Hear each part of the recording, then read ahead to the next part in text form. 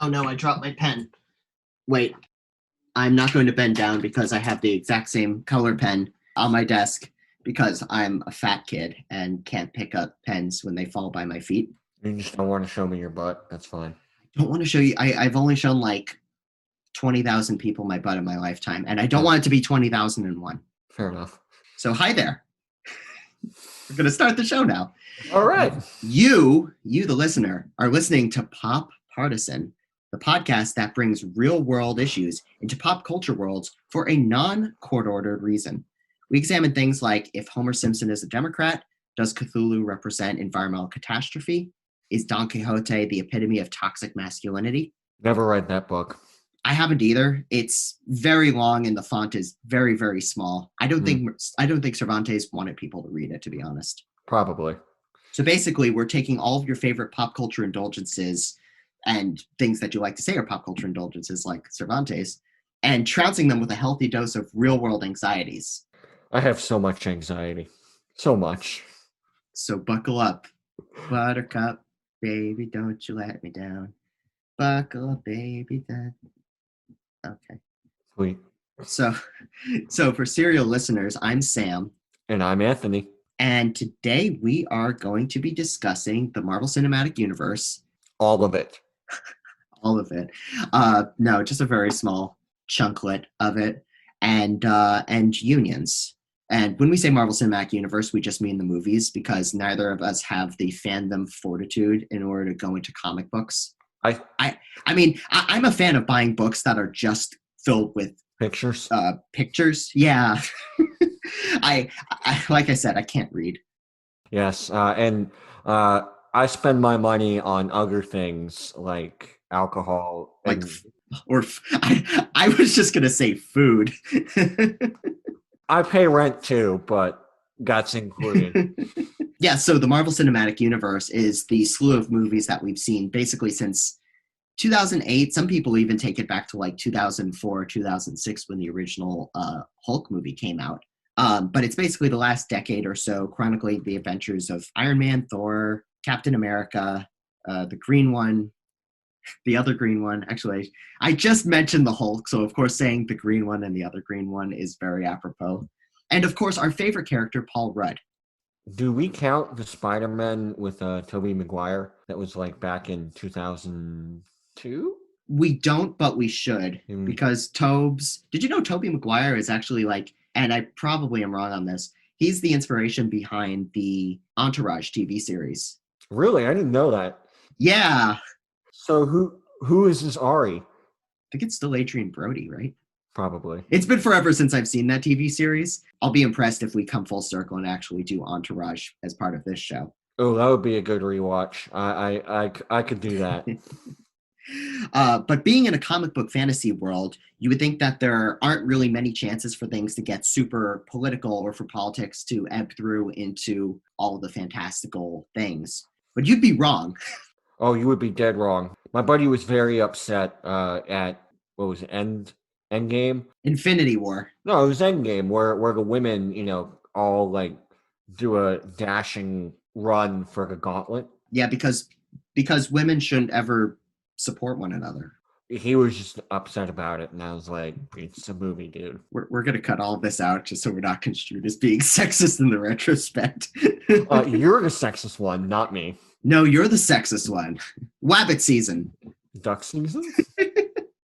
So the MCU, which is what diehard fans, of course, call it. We've already called it the MCU, but my notes have me describing what MCU is for some stupid fucking reason. It touches on subjects of the military-industrial complex, immigration. I'm sure there's others, right? Technology, being Elon Musk in real life. Surveillance. That's a big thing in the Civil War.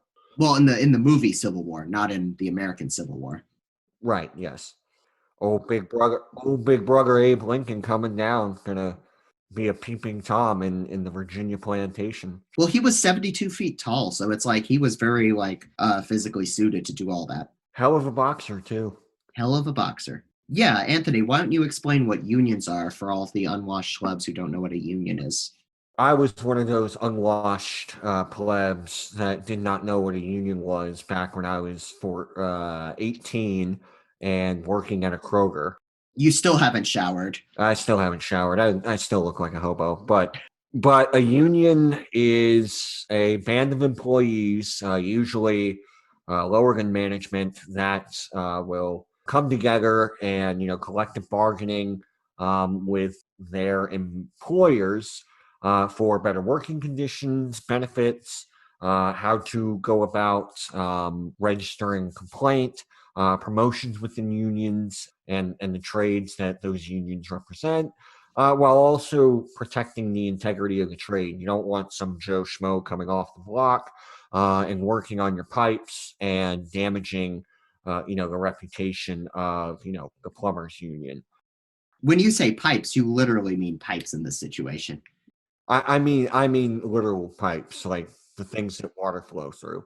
Because there's some kids on TikTok who like to use pipes in a metaphorical sense. So we always have to clarify.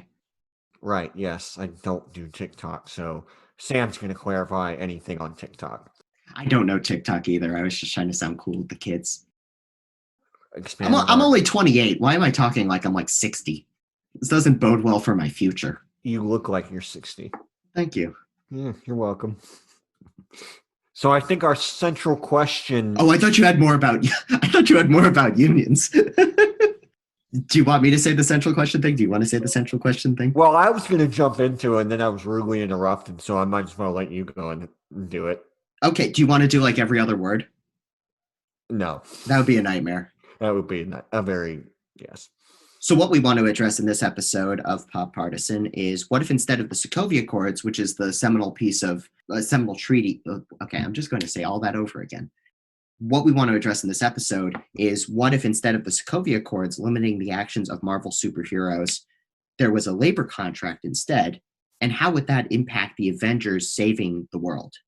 So for a lot of labor contracts, there are specific rules that the employees get to adhere to in order to make the work situation a little bit less strenuous on them, and in order to sort of alleviate the unfair burden that might be from employers to employees. So I want to talk out some of the things that I thought would be labor restrictions, union rules that might restrict.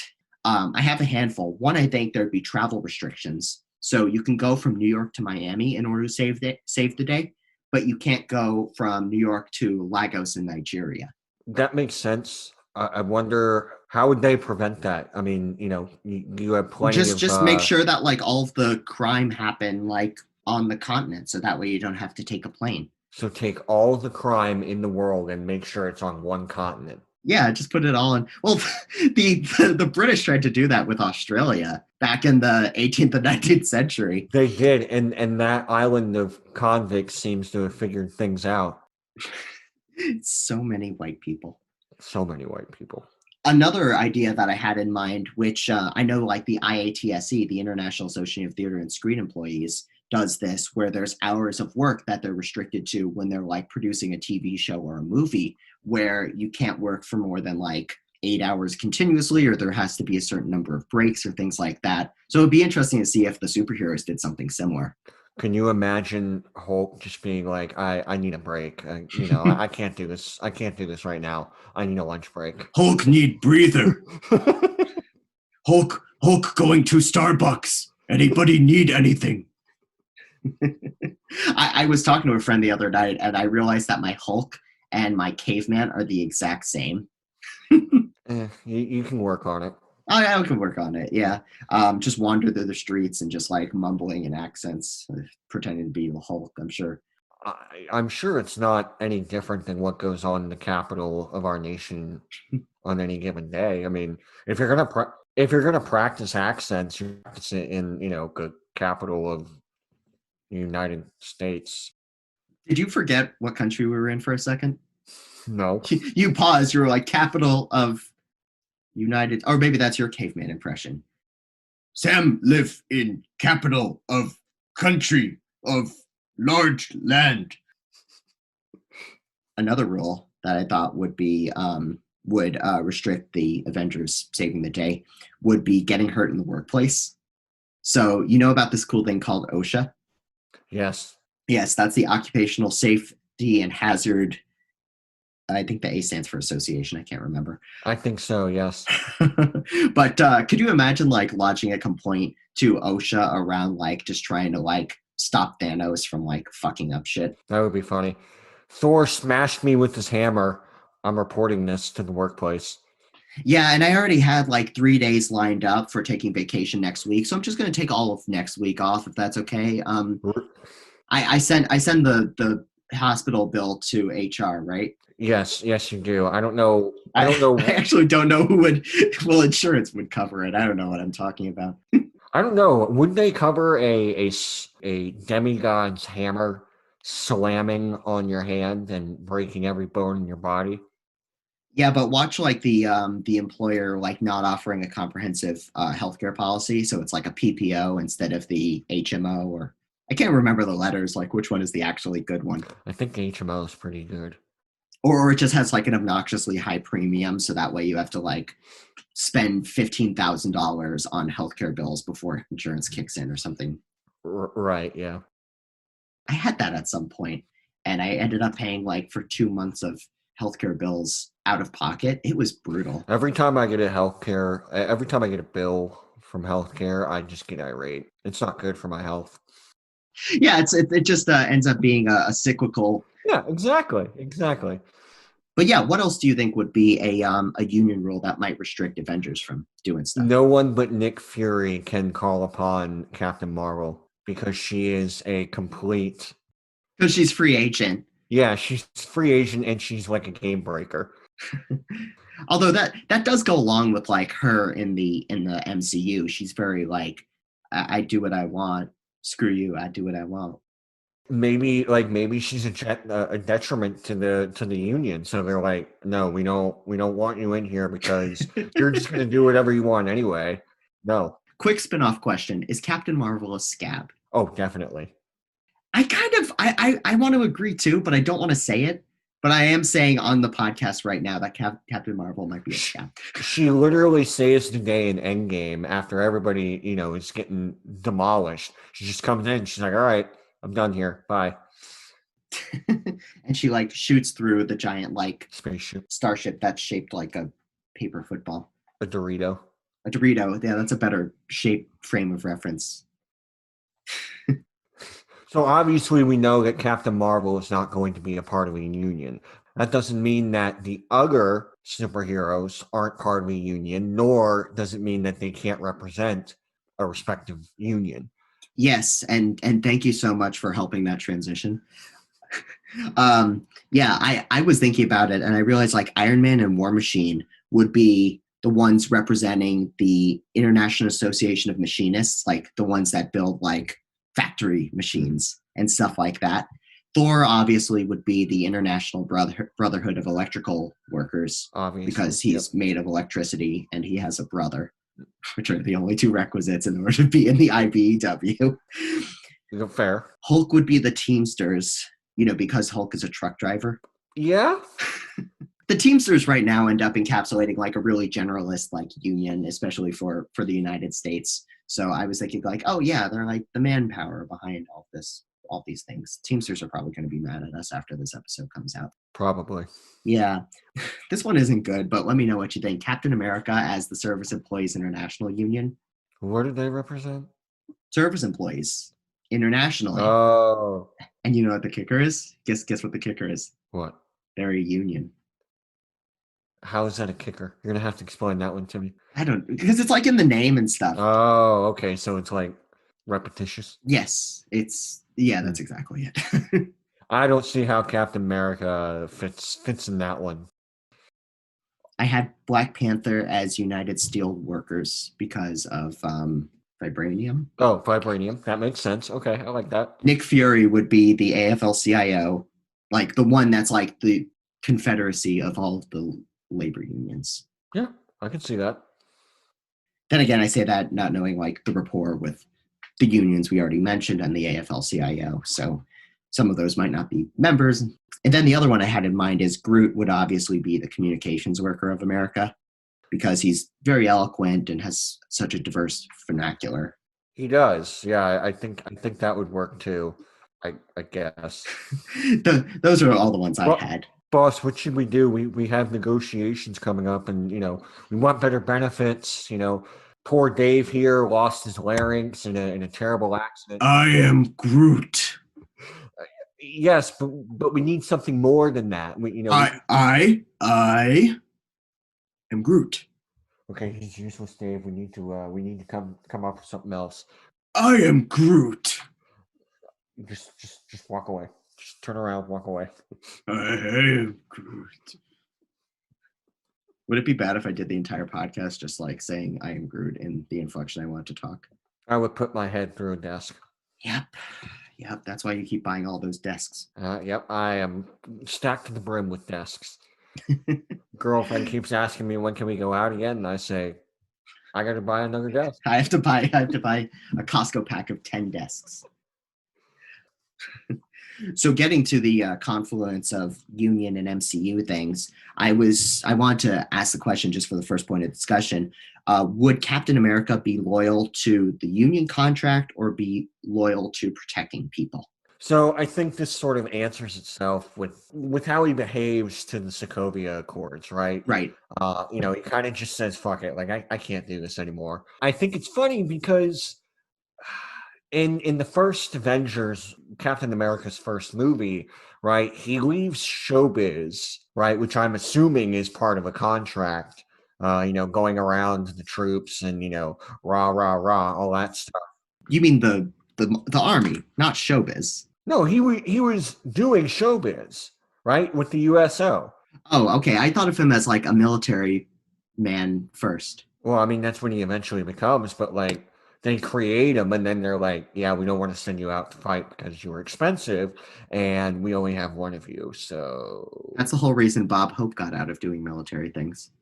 So many people listening will know who Bob Hope is. Yeah, you're showing your age there, Mr. 60-year-old.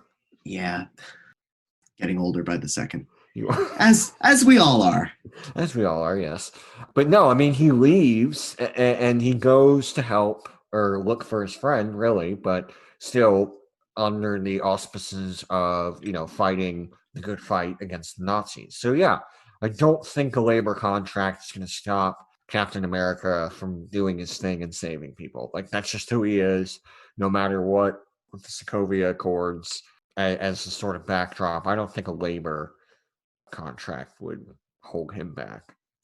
So I actually saw it as like kind of a crossroads situation where like if he were to violate a collective bargaining agreement, and a collective bargaining agreement, for those who may not know, it binds employees under contract to working within like these certain parameters that they agree with the employer on.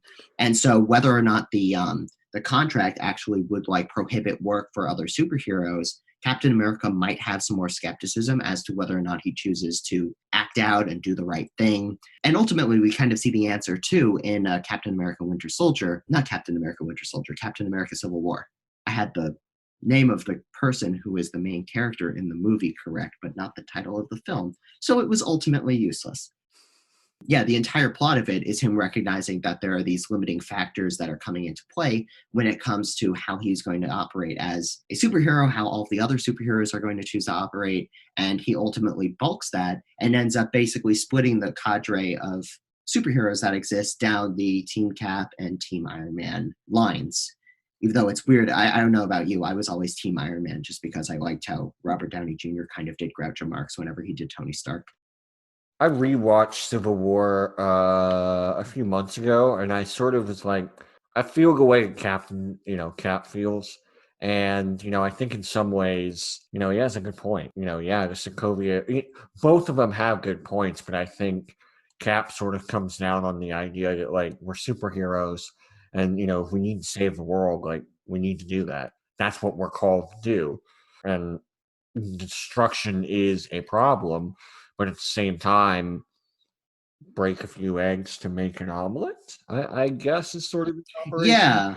So it would be one of those things where it wouldn't really hold him back. And I think he would have seen like a lot of skepticism behind why there'd be restrictions in the first place. So it actually would like transpose very similarly to how the Sokovia Accords actually manifest in the movies. So what we're saying basically so far Captain Marvel, scab. Captain America, scab. Yeah, it's. I think we're going to see a trend the more that we think about it. I think so too. Yeah, well, related to that, I wanted to ask whether or not you thought being a superhero was inherently an anti-labor concept. I think so. I mean, if you think about it, right? Superheroes intrinsically are solitary individuals, right? Yeah, Rarely, especially from like their origin stories, how they choose to operate, and how like narratives often are. It's usually everybody against core superhero, not right, collection of core superheroes against everybody else. right, yeah. Which, So, no, go ahead. oh no, go ahead. I'm. No, you go. No, you go. No, you go. Fine, I'll go. So Well, what I was saying. No, I'm kidding. So I think, yeah, I mean, they are intrinsically solitary human beings, right? With their origin stories, Superhuman beings. right? And they do have these superpowers that make them able to do, a job of 10 men. Hulk has super strength; he can lift and destroy things. That maybe 100 men, would need to do, but. There is that sort of intrinsic anti-labor thing because they aren't a group of people. It's one individual saving the world. No one else can do this. A group of people can't do this. You need one human being with the strength of 50 men to come in and, do whatever needs to be done. So, yeah, I think they are intrinsically anti labor. To sort of carry that further, I think the people like Lex Luthor, who employ millions, evil, I guess, people that they employ all these bad guys. I think they are pro labor. What do you think? Hmm. I'd be interesting to tease that out. I was thinking while you were just talking about that, how the concept of labor organizing and collective bargaining is very contingent on having a collection of people who can organize against somebody who has all the power. In that situation, it almost doesn't even make sense for a labor union to involve super powerful entities like Iron Man or Thor or individuals like that. But the inverse of that, with like the organizationally evil bad guys, like Lex Luthor. I know we're skipping across Marvel and DC lines when we talk about Lex We Luthor, are, yeah. but similarly, it's one of those where like there's always been that power. You could even say that about like Tony Stark, as Tony Stark would be very anti-labor just because he's organizationally very strong and independent of his powers, Mm-hmm. still very powerful. Mm-hmm. So the dynamic is almost not needed for a lot of those superheroes just because there's no need to organize in that kind of way. They all kind of operate pretty independently. Although I will say that the one organization, let me know what you think about this, among Marvel heroes that would be the most pro-labor would be the Guardians of the Galaxy. Yeah, I think I can agree with that. I mean, they each on their own were unique, but like they are the only package deal that sort of works the way that it does. Yeah, yeah, exactly. And I think that we get a lot of that in the Infinity War and Endgame Avengers movies because we see them separate and we sort of see them like fall to their inherently human faults while they're separate rather than working together as like one conducive package. Yes, for sure. But yeah, I think it's definitely being a superhero is inherently anti-labor. Would you say that superheroes might be more analogous to union busters? I had that thought while I was planning this episode, but I never really teased it out much. I don't think they are supposed to be viewed as union busters because while it makes, I guess, a little bit of sense, Hmm. they aren't intrinsically against, they aren't externally against labor. Like they don't, they're not going around. And like subverting any like collective bargaining or like Right. people taking personal initiative. If anything, they would like support that. Right. Yes. And yeah, I don't think they're externally hostile towards labor unions. I just think, in terms of what they represent, they are anti-labor just by virtue of what they are. The most anti-labor that we see in the MCU is when Tony Stark tries to create like Ultron initiative that's supposed to like protect the world Mhm. because his whole thing and I have this Tony Stark's whole thing. Oh wait, I had it down. Oh yeah, Iron Man slash Tony Stark's whole thing is he wants slow and incremental progress where he could be hands off eventually. And Captain America is almost the inverse of that, where he has that personal initiative so that way he can stay involved in doing good for a longer stretch of time, while Iron Man almost stands for the opposite of that. And I wonder whether or not that could be indicative to what their sentiment around labor could be. There are a lot of layers to that, right? Because Captain inherently doesn't trust technology. He's also generationally. He also hates snakes. Remember that scene where he's like in that pit and there's snakes in there, and he looks to camera and he goes, "I hate snakes." I think you are pollinating with Indiana Jones. No, Also anti-labor because because there's a protagonist that makes it anti-labor. yes, Ladies and gentlemen, we've officially become super common denominator when it comes to making broad swath statements regarding the things that we're talking about. Okay, so that's all the things I have on my page. I don't know if you said everything off of your page just yet. not yet. So one of the questions we didn't really talk about is how would this impact the Avengers saving the world if they did operate under this sort of labor contract? Oh, I think it would absolutely lead boot them. Let boot them. So you think they'd be much more hindered than they are with the Sokovia Accords? It would be a similar situation. I think if anything, it might limit them more than the Sokovia Accords, just because it's tied to like individual actions rather than permission.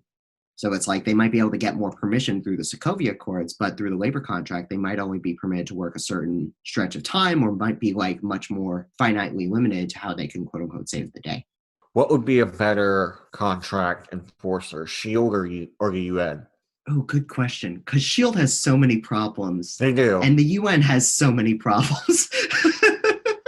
It's almost like a pick your poison question, but With the United Nations, though, they do work really effectively in places that are more in crisis. And Shield seems to operate better wherever there's like an anomaly that happens. So like if Mysterio shows up or if Green Goblin shows up, they get much more involved in that like very specific circumstance. So I think Shield would be better at enforcing it because they would have more control over what the situation would be. And the UN, of course, is tied down to like parliamentary procedure, so it would like be very slow by proxy of that. I say that not knowing how Security Council or any of those other like UN bodies operate. I'm not trying to say anything anti-UN in my answer, but somehow I'm still talking.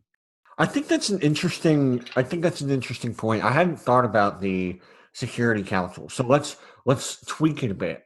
Let's say that the labor contract isn't with the UN General Assembly, but it is with the Security Council. Now, the permanent members of the Security Council are France, United States, Russia, China, and Great Britain. The Security Council will rotate other countries in, but those permanent 5 members also have veto power that trumps anything else. Mm-hmm. I still think it's going to be easier with Shield because, as you sort of pointed out, there are procedures in place, but also there are also multiple countries that are going to have a vested interest in what's going on. Shield doesn't have that problem. Yeah, because they're not beholden to one country or one international entity. Right. I still think American. It's going to be Shield. Right. Yeah. I mean, you don't hear any British people. It's like walking around Shield. That's all. I haven't seen the TV show. I haven't either. I heard it's pretty good, but it's just not on my. So circling back to the central question. To the question, right? So you think that the Avengers would be hindered by this labor contract more so than they would by the Sokovia Accords. Yeah, I think it creates like a much more specific nexus that would prevent them from saving the day. For sure. So I think, how would SHIELD sort of utilize this labor contract? Because they weren't, with the Sokovia Accords, they weren't responsible for that. I think they would be better suited, as you sort of said, with dealing with Mysterio or Green Goblin popping up. They are much more... Full disclosure, we only know 3 supervillains. We know Mysterio, Green Goblin, and Thanos. That's it. Right. No one else. Yeah, it's only those 3. Yeah. But I think for those sort of crises, they would be better, they would be better suited because they're a quick response. Whereas if there's, I don't know, a nuclear explosion in Timbuktu, probably still suited with, sending the Hulk in to maybe absorb that radiation. We don't really learn much about like what the like fallout impacts are of like superheroes being involved. We just know like the collateral damage ends up becoming like a pivotal point to like, don't go and destroy all of this stuff in Ethiopia or wherever that scene was in Ultron. Like be better about not killing civilians, please. And everyone's just like, we were trying not to in the first place, but it was a really fucking tough battle. Right, yeah. But anyway, I see Shield sending, Hulk and Thor to the North Korean state to solve the nuclear weapons question. Because I think you need someone with subtlety and delicacy to really handle the denuclearization of Yeah. And if there's any characters that like encapsulate subtlety, it's Thor and the Hulk. Hey, see, we're on the same wavelength. Yeah, exactly. So we know that there's a lot of stuff like the Marvel Cinematic Universe. The Marvel Universe in itself is, Jesus Christ, so many things. And we probably did a massive disservice to Stan Lee, God rest his soul, for just doing this episode in the first place. If you think we left out important things, or if you have recommendations for how we could explore the Marvel Universe in a different way or a more productive way in the future, feel free to email us. Our email address, God damn it, what's our pop quiz? What's our email address? poppartisan@gmail.com. I think it's popular. Oh, fuck. Wait, I'm going on Google. Distract the listeners. So I think another question to ask, can the superheroes just not it's work? popularpartisan@gmail.com. And there you go. And there you go. Yeah, it was all of 4 seconds. Email us. It's popularpartisan@gmail.com. Probably not immediately going to do anything, but we'll see your comments and our feelings will get hurt, or we'll feel good about ourselves for 5 seconds. Or Sam just will forget the email address again. You forgot you got the email address wrong just now when you said it. I got most of it right. Okay, you forgot the thing that would have prevented it. People would have gotten a bounce back. It would have been really sad.